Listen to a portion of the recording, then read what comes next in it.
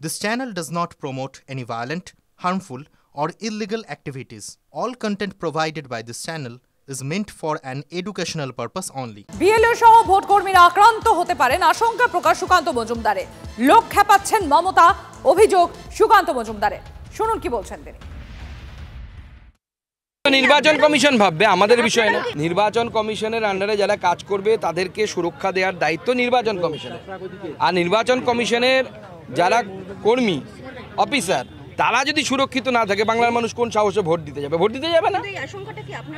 আশঙ্কা আছে, মুখ্যমন্ত্রী খেপাচ্ছেন, বলছেন তো, সবাইকে বলছি আমি, উদ্দেশ্য ওনার যারা পোষা আছে তাদেরকে বলছেন বা নেমে তোমরা ভ্যান্ডালিজম শুরু করো।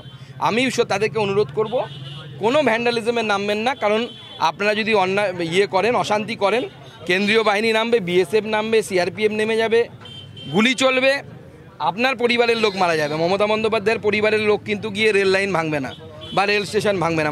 মমতা বন্দ্যোপাধ্যায়ের পরিবারের তৃণমূলের কোনো নেতা মন্ত্রীর ছেলের গায়ে গুলি লাগবে না।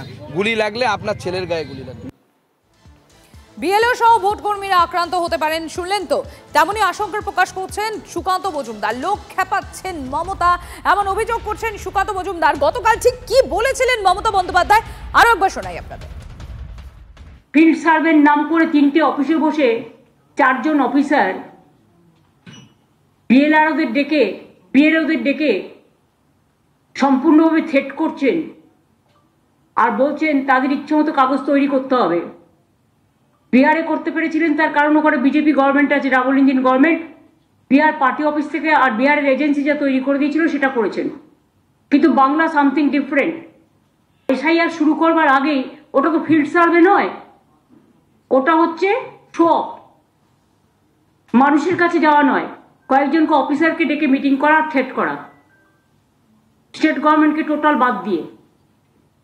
ইলেকশন পড়লে আন্ডার ইলেকশন কমিশন থাকে, ইলেকশন যখন অ্যানাউন্স হয়, কিন্তু এখন ইলেকশন অ্যানাউন্স হয়নি।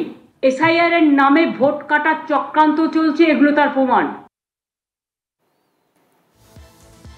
এদিকে ফের অমিত শাহকে মির্জাফর বলে নিশানা মুখ্যমন্ত্রী মমতা বন্দ্যোপাধ্যায়। এসআইআর এর নামে এনআরসি চক্রান্ত চলছে, আর এই চক্রান্তের পিছনে দিল্লির মির্জাফর। নবান্ন থেকে ফের তোপ মমতা বন্দ্যোপাধ্যায়। শুনুন। একজন মির্জাফর আছেন ওখানে দিল্লিতে। এই মির্জাফরদের মৃত্যু জীবনে হয় না, তারা চিরকালই বেঁচে থাকে নানা কাজের মধ্যে দিয়ে। এই মির্জাফররা মনে করেছেন তারাই শেষ কথা বলবে, কিন্তু তারা যদি এসব করতে যান তাহলে কিন্তু দাঙ্গা থেকে শুরু করে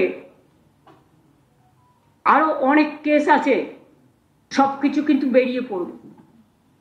cat will be out of the bag. NRC নিয়ে খেলবার চেষ্টা করবেন না। এনআরসি নোটিশ পাঠানো শুরু করেছেন, তার মানে কি সামনে এসআইআর আর পেছনে কি? পেছনে মির্জাফর স্যার। ভোটের নামে এসআইআর, পেছনে মির্জাফর স্যার। এনআরসি গায়ের জোরে বাংলা দখল করতে হবে? পারবেন না, কোনোদিনও পারবেন না। স্যার নিয়ে মাননীয় মুখ্যমন্ত্রী যেভাবে চিৎকার চেঁচামেচি করছে, মির্জাফর বলছে, হ্যান করেগা ত্যান করেগা বলছে, যে পদ্ধতিতে এগোচ্ছেন এই পদ্ধতিটা সঠিক নয়। উনি খোখো খেলার পদ্ধতিতে এগোচ্ছেন।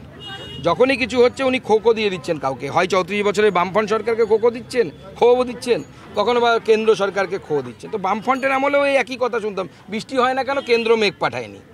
এটা শুনে আমরা অভ্যস্ত হয়েছি। এই জায়গা থেকে বাংলাকে বেরিয়ে আসতে হবে।